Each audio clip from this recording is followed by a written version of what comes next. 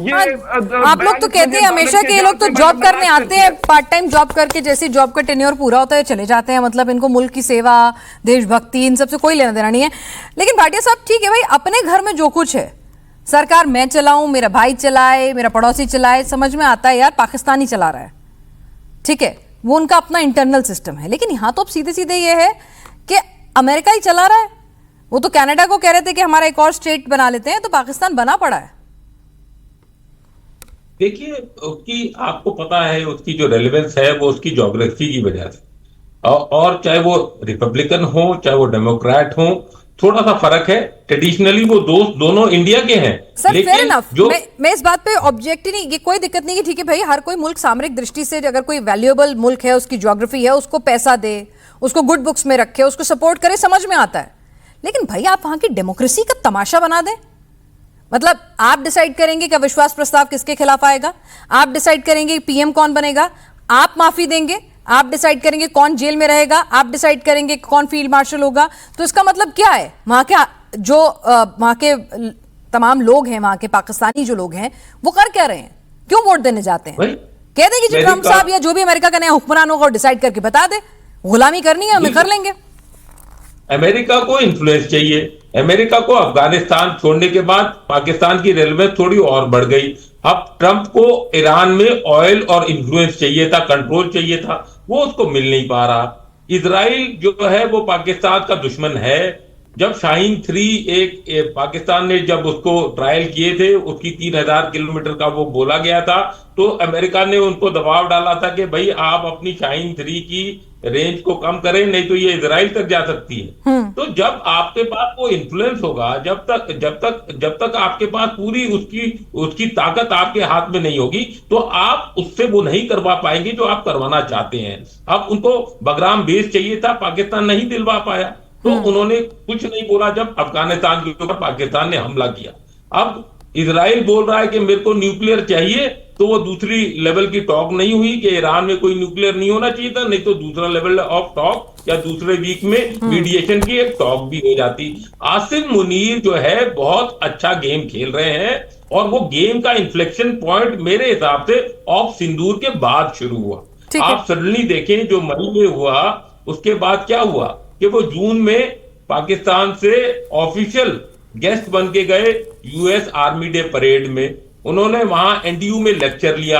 वो एक ऐसे अकेले फील्ड मार्शल कहें या चीफ बोले जिन्होंने ट्रंप के साथ व्हाइट हाउस में खाना खाया, जिसमें कोई सिविलियन इंटरफेस नहीं था।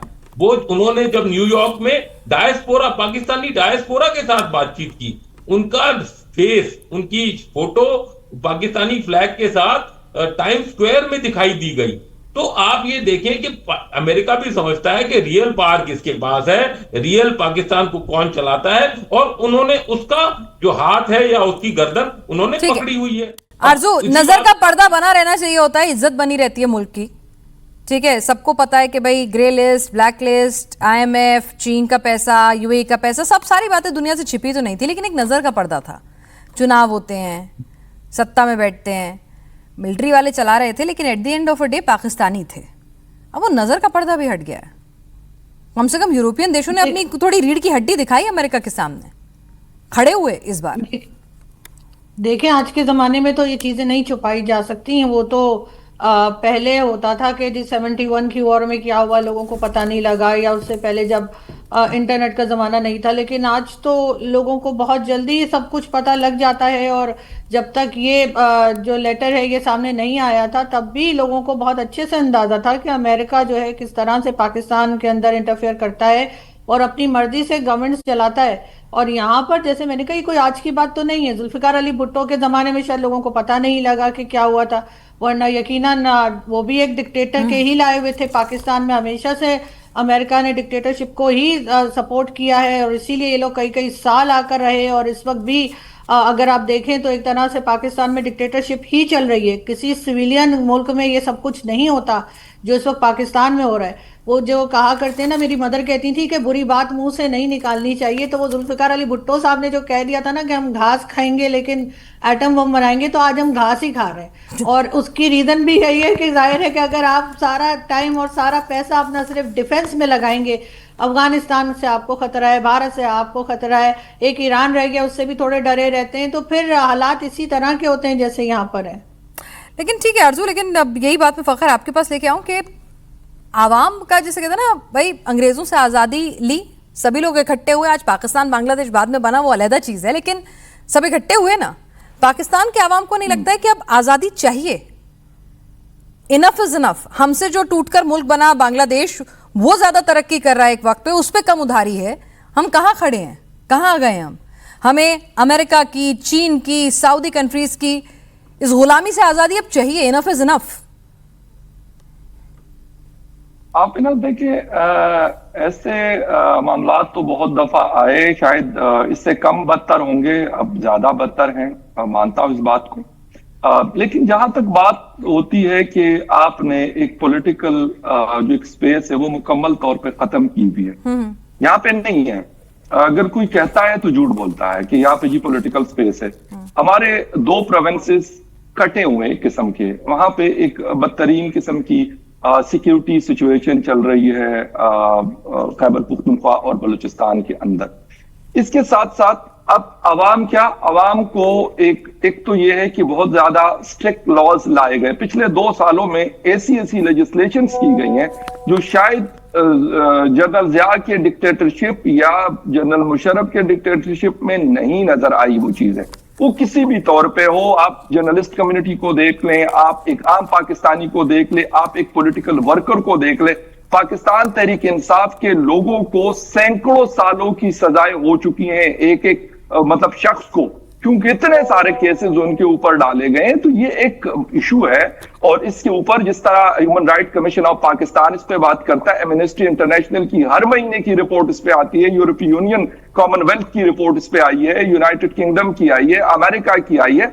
हाँ, वो भी थोड़ा सा इसलिए हाथ खोला रखते हैं, उसकी वजह यह है कि जब उनके मामलात आपसे जरूरियात होती हैं, उनको मसला है कि इस वक्त ईरान में भी हालात खराब है और अफगानिस्तान में भी उनके इंटरेस्ट है, वो खत्म नहीं हुए, तो शायद इसीलिए वो उस चीजों को थोड़ा सा हल्का रखते हैं। लेकिन अगर देखा जाए तो आप यहाँ पर यानी जैसे कहते हैं द राइट ऑफ प्रोटेस्ट, एक जो किसी का भी राइट है वो खत्म किया हुआ है, वो किसी के पास नहीं है। आप अगर कोई पॉलिटिकल वर्कर है, छोटे से छोटा वर्कर, उसको पुलिस वाले आकर और कोई और इदारे आकर पकड़ के ले जाते हैं। कुछ स्टूडेंट यूनियन नहीं है। जब आपकी ये स्पेस ही नहीं होगी तो फिर ऑटोमेटिकली फिर ये कहना कि जी लोग ये कर ले, लोग वो कर ले, ऐसे नहीं हो सकता।